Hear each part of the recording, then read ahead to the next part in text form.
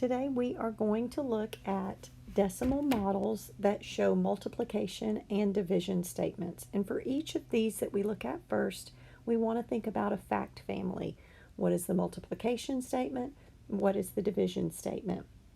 For this first problem, we're given a key that a flat, or what we typically call one whole, is equal to $1. So we know in this case we're talking about money.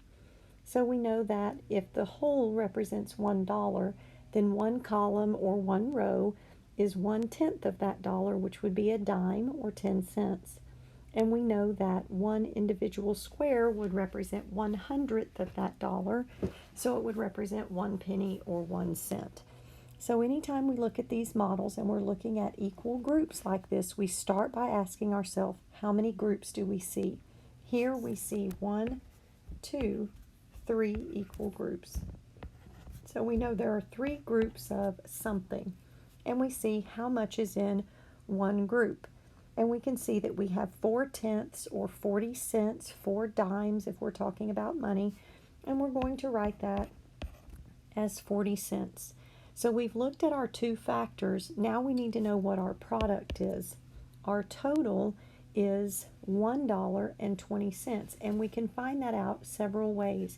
We can say 3 times 4 is 12, and each of these is a tenth, so that's 12/10. 12/10 is equal to 1 whole and 2 more tenths. Or we can use the model and we can say this is 4, 8, 9, 10. Here's the 10 I would need to make the dollar, and there are 2/10 left here. So we know that our product is 1 and 2/10.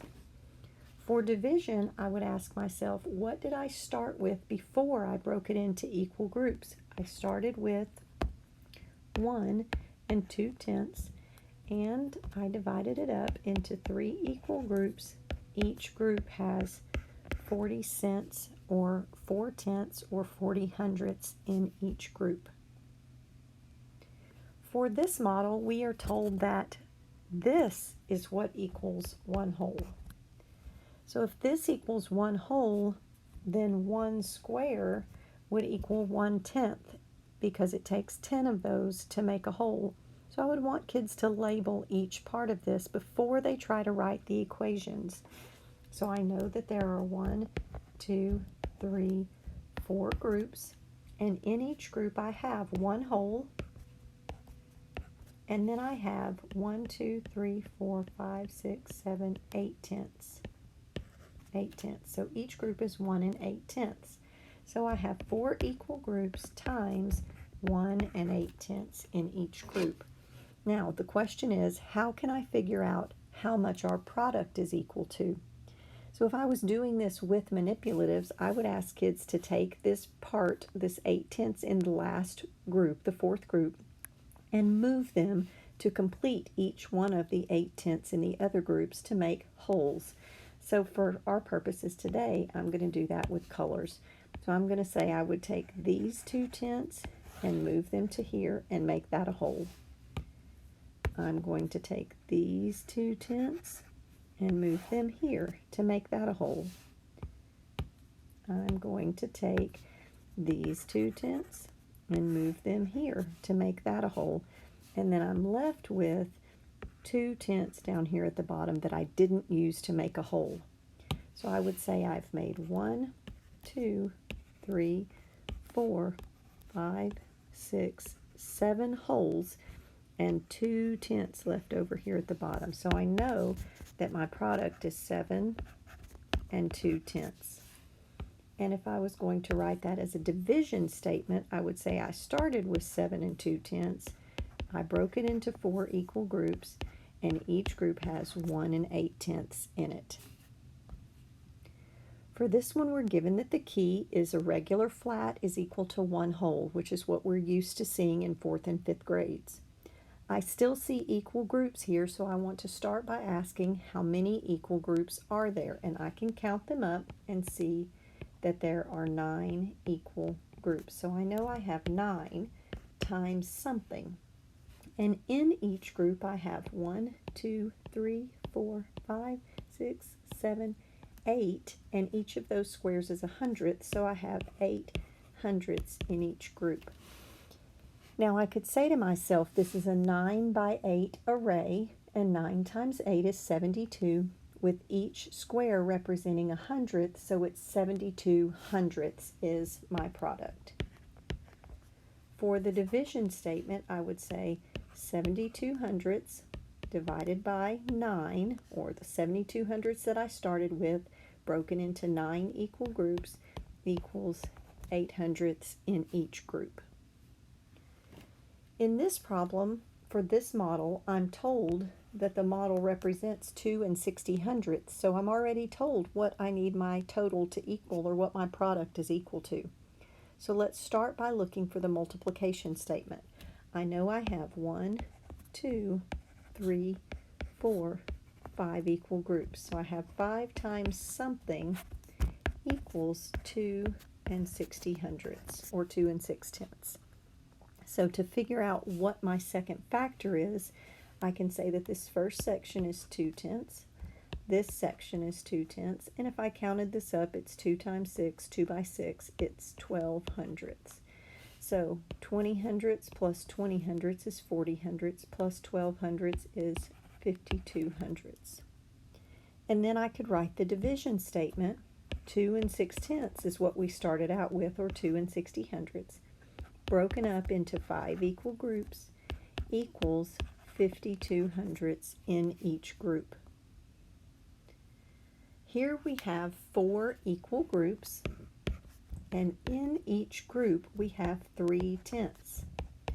To figure out the product, I could do that several ways. I could count by tenths, 1 tenth, 2 tenths, 3 tenths, and count them all up. Or I could say 4 times 3 is 12, and each one of these is a tenth, so I know it's 12 tenths, and 12 tenths is equal to 1 whole and 2 tenths. Or I could say, here's 3, 6, 9, 10 tenths that makes 1 whole. There's my 1 whole with 2 tenths left over, 1 and 2 tenths. For my division sentence, I could say I have 1 and 2 tenths. I broke it up into 4 equal groups, and there are 3 tenths in each group. Now this one looks a little different than what we've seen, because the groups are not all sequential, stacked right up next to each other like we're used to, but we can still see what the 2 factors are and what the product is. So we know we have 1, 2 equal groups. That's a first factor that we have. To figure out the second factor, we need to see how much is in each of these groups. We know that this part is 5 tenths. We could count that and say that's 1, 2, 3, 4, 5 tenths. Then I would break this into 2 parts. This is a 5 by 5 array. 5 times 5 is 25. Each of those is a hundredth, so it's 25 hundredths. And this is 3 hundredths. So we could count it like we count money if we think of this as 50 cents plus 25 cents is 75 cents, 76, 77, 78. So there are 78 hundredths in each group. Now I need to know what the product is, or what's the total that I have. Well, I can see here I have 1 whole. Here I have 5 tenths, if I count these as 1 tenth, 2 tenths, 3 tenths, 4 tenths, 5 tenths, and 6 hundredths. And that looks like expanded form to me, so I know that the product is 1 and 56 hundredths. And I could come over here and prove that with the standard algorithm if I needed to. We want to make sure that we put the decimal in the right place, and we know we follow the standard algorithm to be able to do that. The number of decimal places in each of the factors total is equal to the number of decimal places in the product, but I really want us to focus on how that matches with the model with this part, not necessarily worried about the standard algorithm right now. So then if I take this and I say I need to know the division statement, well, I started with 1 and 56 hundredths. I broke it into 2 equal groups, and in each group is 78 hundredths. Here I can see I have 3 equal groups. In each group I have 1 whole and 2 tenths, and I need a product. Well, I know I have 1, 2, 3 wholes, and then I have 2 tenths, 4 tenths, 6 tenths. So it's 3 and 6 tenths. I could also say I know that 3 times 12 is 36. 3 times 12 tenths is 36 tenths, which is also equal to 3 and 6 tenths. Division statement would say I started with 3 and 6 tenths, I broke it into 3 equal groups, and each group has 1 and 2 tenths in that group. So now we're going to shift gears and look at a different kind of model. Because our TEKS in 5th grade don't require us to divide by a decimal, we are only writing a multiplication statement when we see this type of model. So we're not worried about dividing by a decimal because that's not our TEK. Our TEK says we divide by whole numbers. So for this, we're off the hook for the division statement. We just need a multiplication statement. And if you're looking at this and you're wondering, I have no idea what I'm looking at right now, then you need to stop this video and you need to go back and watch the first video where we model it with base 10 blocks. That's our starting point. This is a quick review of how to read the pictorial models. This is not the instruction for it and how you make sense with it for kids. This is just a quick review. So for this, I look at my 2 factors by saying what's the horizontal factor and what's the vertical factor. So I can see here I have 4 tenths. And here I have 8 tenths. Where they overlap is my array that shows me the answer. A quick review, if I think about this as I only want 8 tenths of this 4 tenths that I started with. I had 4 tenths, I only want part of it. Here's 1 tenth, 2 tenths, 3 tenths, 4 tenths, 5 tenths, 6 tenths, 7 tenths, 8 tenths. And I know they're tenths because if I kept going, this would be 9 tenths, 10 tenths, and it takes 10 tenths to make 1 whole. There are 10 equal groups. So I look at this and I say this is a 4 by 8 array, and 4 times 8 is 32, and each one of these is a hundredth, so it's 32 hundredths. Again, if that's foreign to you, you need to stop this video and go back and watch the one where we build it concretely and build the conceptual understanding. For this model, we can see that there are more than 1 whole, but not quite 2 wholes. So if you can't tell, it's broken right here. And I'm just going to draw a line so we can see the 2 parts of this model. That helps me visually to see what's going on. So we're looking for the 2 factors first. And I can see that this factor is 4 tenths. This factor has 2 parts, 1 and 9 tenths. Now kids can count that up if they need to figure out what this total is for this factor. I would hope they would reason and say it's 1 tenth less than 2 wholes, and 1 tenth less than 2 wholes is 1 and 9 tenths. Model that thinking for your kids so they start making that connection. So we know that our 2 factors excuse me, are 4 tenths and 1 and 9 tenths, but we need a product. So I have a couple of ways to figure that out. Yes, I can figure it out with the standard algorithm, but that's not my goal with this. My goal is to understand the model because every model shows us 2 factors and a product. So I want to find the product in the model, and then I can prove it with the standard algorithm, not the other way around. So we know that 1 times anything is itself. So 1 times 4 tenths is 4 tenths. I could also say that this is 4 tenths times 10 tenths, which is 4 times 10 is 40, and each one of these represents a hundredth, so it's 40 hundredths or 4 tenths. Here I can say this is a 4 by 9 array. 4 times 9 is 36. Each one of these represents a hundredth, so it's 36 hundredths. Put those together, and I know my product is 76 hundredths. And last, I'll zoom in on this one. I got a little small. We can see that this is broken into 3 wholes. Here's one, and here's where the other one is. So I'm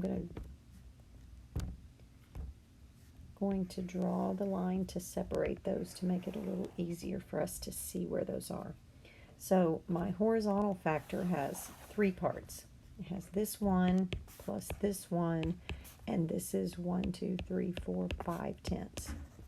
My vertical factor is 1, 2, 3, 4, 5, 6 tenths. So here I have 6 tenths. So I know my factors are 6 tenths and 2 and 5 tenths. I'm multiplying those together. I need a product. So we know that 1 times 6 tenths is 6 tenths, or 6 times 10, a 6 by 10 array is 60, and each of these is a hundredth, so that's 60 hundredths. This is the same.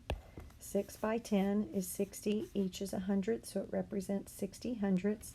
And this is a 5 by 6 array, which 5 times 6 is 30, each is a hundredth, so it represents 30 hundredths. 60 plus 60 is 120. 120 plus 30 is 150.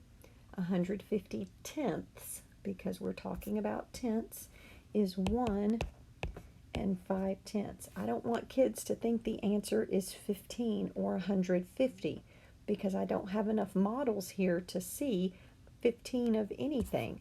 This model is one whole. It's not, I would need 15 of these full for the answer to be 15. So I hope that helps make sense of some of these models.